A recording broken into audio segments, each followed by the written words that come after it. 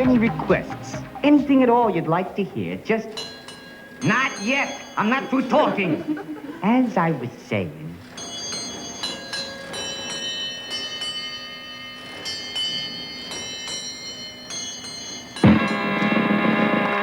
Thank you, thank you. It was nothing, really. How about some applause for my assistant here? All right, enough for him. How about some more applause for me? Put that thing away. Wise guy, eh? I taught him everything he knows, and this is how he... What the... This is the most ridiculous... You're not fooling anybody. He can't see anything out of those things. What? So, think you're funny, don't you? Yeah. Seriously, folks, he can't see, but some robots can see. Take this guy, for example. He's got laser eyes. He goes around measuring critical stuff on the car body. And big as he is, he's very delicate. Accurate to the nearest 10,000th of an inch. Of course, most robots don't need to see. They just remember where things are. This is robot school. This NC Painter robot is learning the shape of a new body. A new car body, that is. And with instructors like that, school don't look so bad. Hello and welcome to Micro Live. That was part of the General Motors exhibit at Walt Disney's Epcot Center in Florida. It gives the impression that robots really have human abilities, and given a pair of laser eyes, they can see anything. Well, is this even approximately true? Today's program is about robots, what they can do, and what the main challenges are for scientists and engineers designing them. Well, of course, both the bird and the robot were computer-controlled figures. All they were doing was executing very precise, highly defined movements in time to a synchronized soundtrack. Here, we've got a small industrial robot. So, let's see what it can do. Put it through its paces. It's got, in fact, 6 joints. They're called the waist here. Then there's the shoulder, the elbow, the wrist, which is actually quite complex. It can do 3 different actions: roll, pitch, and yaw, they're called. And it's even got a hand, there it is, which can clap. Now, each of those actions is driven by its own motor and controlled by its own microprocessor. Well, we've also programmed it to perform a typical sort of task which a robot like this might be used to do in industry. Here it's simply picking up objects from a very precise position and moving them to another very precise position.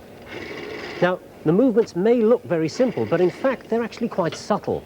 It's picking up those blocks very slowly, gently, then it accelerates and decelerates, and again puts them down gently.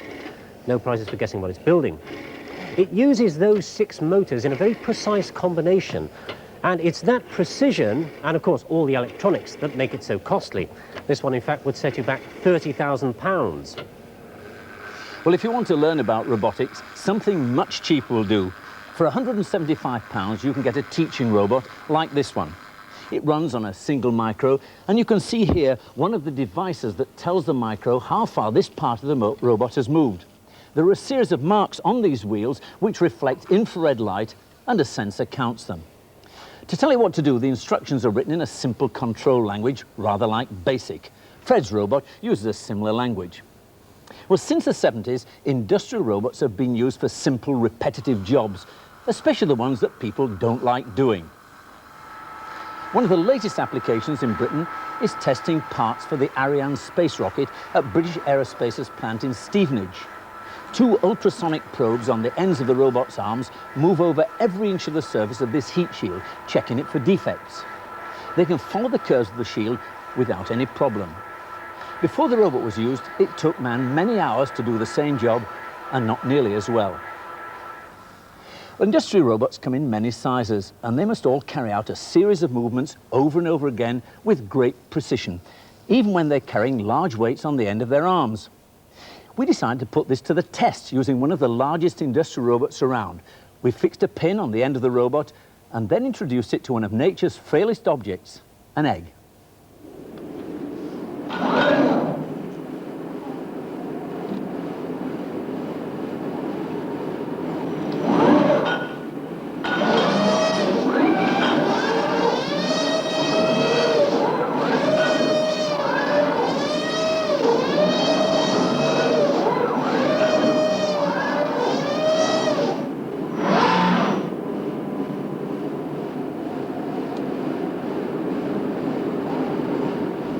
Pretty good, hole in one. Now, the main problem with this kind of setup is it can't deal with uncertainty. For example, if I took one of these blocks away, like so, the robot still thinks it's there and it will blindly go on through its actions. And of course, from here on in, we're right up the creek, dropping blocks all over the place. Now, you might think that adding a vision system would solve that problem, but in fact, interpreting images is very complex. Mike Brady, you're a robotics scientist. What's the problem about recognizing a simple object like a brick? Well, there's no real problem for us in recognizing simple objects like this. After all, we know all about cubes. We can determine the color. And even if we were to place an object like this in a cluttered background, we'd still be able to distinguish it on the basis of color, on the fact that we can separate objects in depth and so forth. The problem is that robots don't really have the ability yet to make much sense of color, nor can they do very much with regard to depth. So they end up by taking a black and white image like you see on the screen. And then it's very difficult to find our brick, let alone recognize which one we're after. What's the solution to that? Well, as so often is the case in engineering, you solve the problem by essentially avoiding it. You try to separate out objects and you place them on a separate high contrast background where the robot can move and pick them up. Right, now that may seem to be ducking the issue, but in fact that's the approach we saw on MicroLive a few years ago when we launched a competition to devise a ping-pong playing robot. And as you can see, in the MicroLive studio, they still had a long way to go. If I count down 3, 2, 1, go.